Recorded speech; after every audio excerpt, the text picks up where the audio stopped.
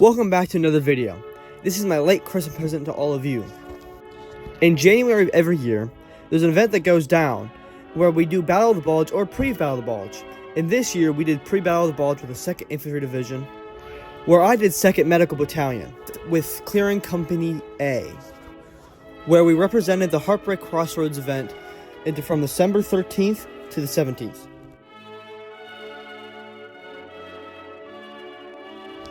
The official name for the Heartbreak Crossroads was the Wehlerscheid Offensive.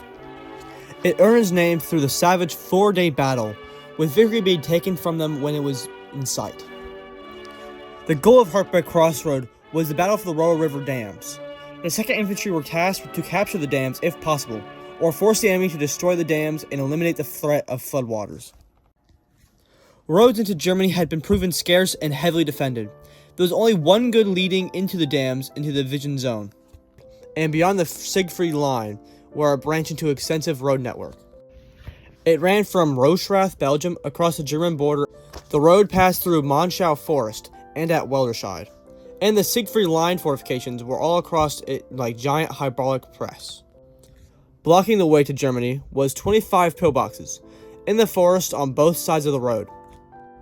From D+1 to 105th, the story of the 2nd Infantry states, quote, "For 200 yards, the approach to the pillboxes has been cleared of trees to give the German gunners a field of fire, and across the clearing, with its profusion of mines, stretched masses of barbed wire.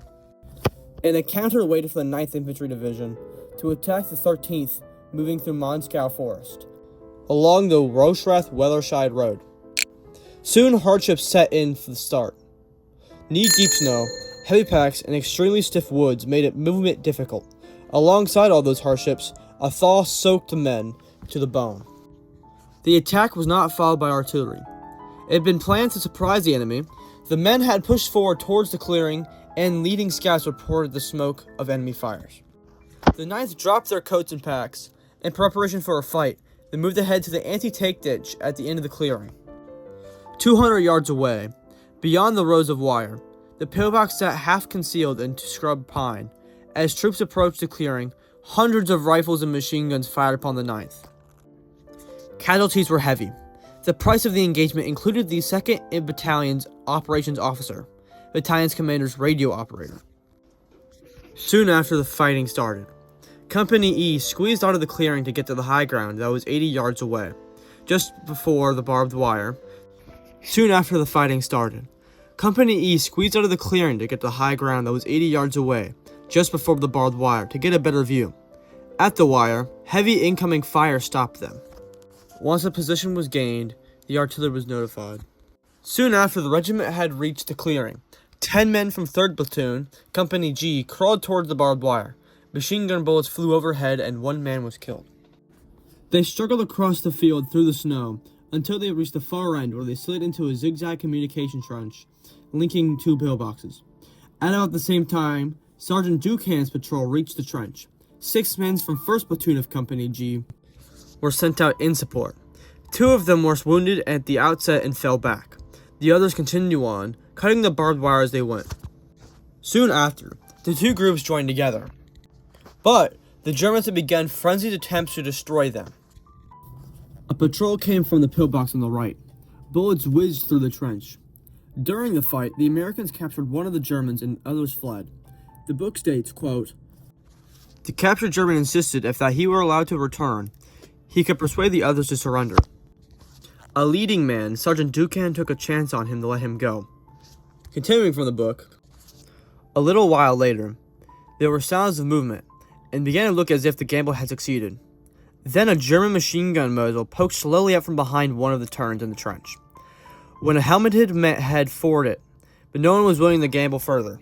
Sergeant Ducan shot the German gunner, then leaped out of the trench and fired on the rest of the Germans, killing another man. From the woods came another patrol, then another and another. For almost 5 hours, Sergeant Ducan and his men stood off repeated attacks until they were able to, under cover of the darkness, slip back to the clearing of their lines. For the next 48 hours, 2nd Division artillery pounded the pillboxes and patrols of 3 battalions, and the 9th fought bloody skirmishes to dislodge the Germans. Then, after dark, On December 15th, an 11-man patrol from Company G crept out through the breach in the barbed wire and made their way towards the enemy lines with sound-powered telephone. Quote, "We have surrounded one of the pillboxes. No opposition." Lieutenant Colonel Walter M. Higgins, Jr., the 2nd Battalion commander, sent word back to regimental command post.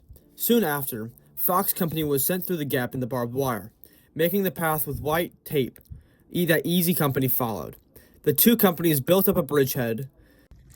The 3rd Battalion, commanded by Lieutenant Colonel William F. Kerman, was rushed through, and the Germans lost position in the blazing attack. The pillbox doors were blasted open with beehive charges and bazookas, but a lack of dynamite was on hand, so the pillboxes stayed standing. The 24 pillboxes in that area at that moment weren't an issue, but it could be a cause of disappointment if the pillboxes were to land back in German hands. Some of the defenders tried to escape and were killed. 77 surrendered to Company L, commanded by 1st Lieutenant Marvin S. Goldstein. With the German lines opened, General Robertson acted quickly. Quote, "On the morning of December 16th, the 30th Infantry passed through the 9th to attack towards the objective, Delborn, Germany.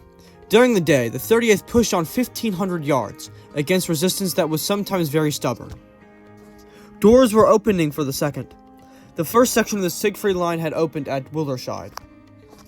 Many of the surrounding towns were ready to be taken by the 2nd.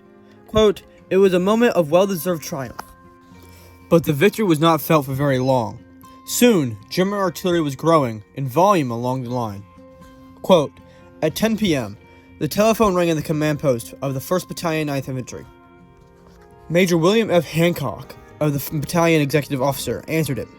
Lieutenant Colonel Ralph V. Steele, the regimental executive officer, was calling. They were told the battalion might need to move out in the morning. The news is barely sourceable. Quote, "During the night, the Germans threw in sharp counterattacks around Wehlerscheid." Continuing, "In the morning, the battalion commanders were hurriedly summoned to the regiment. There, the full truth became known. A serious German counterattack was developing around Rostrath. The 9th and the 38th had to retreat quickly to avoid being completely surrounded. The pillboxes that were bled over were lost without a fight."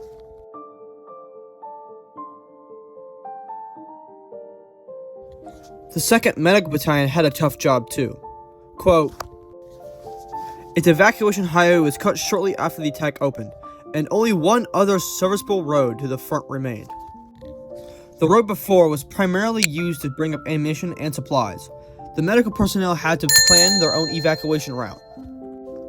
Quote, tearing down the fences and shoveling snow to get the ambulances through in some instances. Back roads, trails, and even footpaths were utilized. The men had trouble getting the vehicles too. Quote, ambulance facilities were not sufficient, and jeeps and trucks had to be commandeered and used without protection of Red Cross markings. While that was happening, some medics were venturing far beyond U.S.-held lines to rescue wounded soldiers that were left behind. Even with heavy contest over the area, it was also noted that shells on several occasions blew down walls of the aid station. A waterfall of wounded were brought in. 1,030 patients were admitted during December 17th, 18th, and 19th.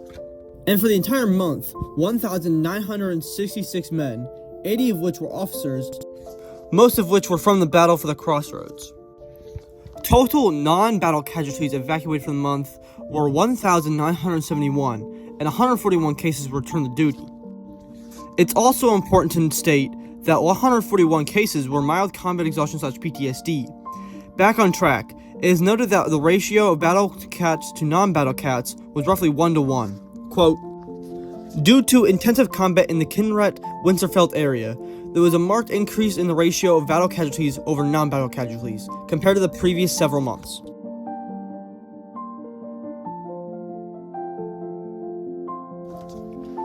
For diseases, there were 13 cases of acute gonorrhea sustained during Pass in Paris, 153 cases of trench foot due to winter conditions, 14 cases of Astley's foot, 153 cases of trench foot due to winter conditions, 134 cases of respiratory disease, surprisingly low for winter weather. Finally, there were 651 cases of combat exhaustion, increased due to the winter weather and high losses taken during the Crossroads event. Quote, combat exhaustion this month accounted for 33% of non-battle casualties. In total, there were 1,696 diseases, all causes. Most of these men were evacuated from the division clearing station. 11% of men went straight back to duty. Quote, the large number of evacuations and reward displacement of the station made it impossible to hold many patients. During the latter part of the month, due to inadequate housing facilities, the forward clearing station had been operating under tentage. At the beginning of the Crossroads conflict, December 16th to be exact, the clearing station set up with a platoon on each rear flank of the division. Some of the men had unexpected events happen to them. Quote, the platoon and adjacent field hospital set up on the flank receiving the unexpected German counteroffensive had rapidly withdrawn with resulting of loss of medical equipment but no personnel or patients. A clearing station on the northwest flank 4 miles away from the front line was in an excellent building and continued to function until the frontline units were moved into that area. This station was written more about in the report. Quote, this forward clearing platoon, during the first 2 days of the counterattack, received casualties from 3 divisions plus attached units. There were 651 cases of combat exhaustion during the month of December. This increase was because of the difficult weather conditions. The attack on the 25 bunkers, increased in artillery, and the psychological outlook of the men who made the attack at the beginning on December 13th. Quote, when the division moved into the vicinity of Elsborn, they left heated shelters and slept in cold snow, mist, and rain. Everything that would assist in comfort of the men was done, but naturally in such a situation, it was impossible to keep them dry and warm. Any of the men could diagnosed with as combat exhaustion were actually cases of exposure. The actual conflict over the bunkers caused 95% of psychological effects. Though the department did think some patients were exacerbating to get out of duty, when they were inspected, quote, even a layman would reveal that he was chilled, wet, and exhausted. Such expressions as, quote, I'm no good anymore, quote, I can't stand these shells, quote, I go crazy, quote, my luck has ran out, quote, I drag myself forward, and, quote, I'm a coward. These statements are normal. The report states, quote, the only logical conclusion to be drawn is that they are no longer fit for combat and should be evacuated or rotated to non-combat duty. There are, of course, exceptions to this, and a few are ready and willing to rejoin their units after a brief treatment. The large number of cases in the first parts of the attack did not come as a surprise. It was to be expected. It could be guessed a large number would reach their breaking point when they approached the first difficult objective and the artillery became intense. Quote, it was interesting to note that after December 14th, which was the second day of the attack, by the 9th Infantry, the exhaustion cases decreased remarkably. December 15th and 16th were fairly inactive days for the infantry units. On December 17th, the men were aware of the German offensive and the seriousness of their situation. There were very few ways of evacuation, and the men who were considered exhaustion cases were sent to Camp Elsborn to rejoin their units. In a period of 2 days, over 500 men were interviewed at Camp Elsborn, and approximately 400 of those were returned to their units. Unquestionably, a great many men rejoined their units because of a deep feeling of individual and unit pride, and that now, if ever, they were needed. That's all the info I've discovered. I hope you like this style more. I wanted to go for a more journalistic approach, with more quotes directly from sources. Have a great rest of your day.